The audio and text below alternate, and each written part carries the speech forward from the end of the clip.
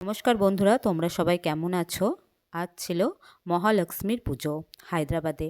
তো আমাকে সবাই এই ফ্ল্যাটের যতজন করেন তারা আমাকে ডেকেছিলেন, আমি গেছিলাম।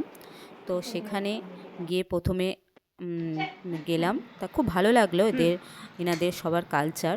প্রথমে আমাকে হলুদ লাগালো গালে, তারপরে হচ্ছে টিপ দিল, তারপরে একটা অদ্ভুত দেখলাম এনারা আমার পায়ে হলুদ লাগালো।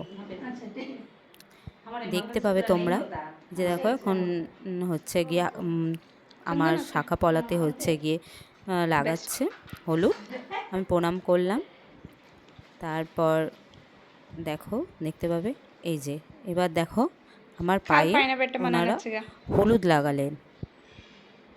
আমার নিয়মটা বেশ ইউনিক লেগেছে, এনাদের কালচার বেশ খুব সুন্দর।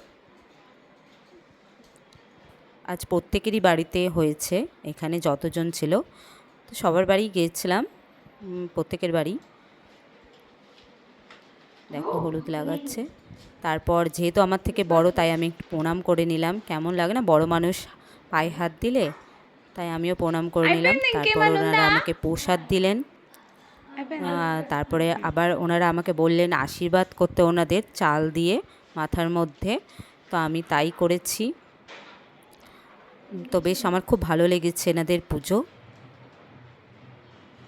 দেখো এই যে আমাকে প্রসাদ দিচ্ছেন।